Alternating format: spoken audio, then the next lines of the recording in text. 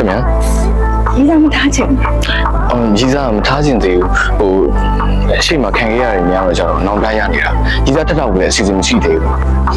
ဘာဖြစ်လို့လဲ ကြီးစားမထားခြင်းသေးလို့ဘလို့စရာတိတ်ပြီးတော့အယုံကြည်မရှိဘူးလေ ထားကြည့်လိုက်ပါဒီစားထားရလေအရှမ်းပြောကောင်းလား ဟုတ်လား ပြီးတော့ကြည်မှုကြလည်းကောင်းတယ် ဟုတ်လားကြည်မှုစရာလည်းကောင်းတယ်ချုံငိမ့်လားအရာလားလေ အရှမ်းပေါ့ အရင်အဲ့ဆိုကြီးစားထားကြည့်မှနဲ့တူတယ်ကိုကဂိမ်းစိုက်တာလေးလည်းခံနေသေးတယ် ဒီစားထားရလေဒီလိုလေစိုက်ခံရမယ် ဟုတ်လား ဒီလေကြည်မှုရပဲပျော်လဲပျော်ရမယ်ဘောကလေပါဖတ်ပဲ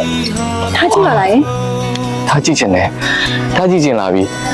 ဖြည်းဖြည်းနဲ့ထားကြည့်ချင်လာပြီဒီလားအစားတော့ဒီလိုကြီးလုပ်မယ်ဆိုပြီးတော့စဉ်းစားထားတာဒါပေမဲ့အခုယုံသွားပြီအဲ့ဒါကိုလုံးဝယုံသွားပြီကျွန်တော်ကြီးစားထားလိုက်တော့မယ် ထားလိုက်ပါ အခုဘယ်သူနဲ့ထားရင်ကောင်းမလဲ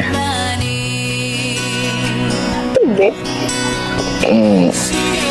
ဘေးရတယောက်နဲ့ဆိုရင်ရောထားမှလားကြီးစား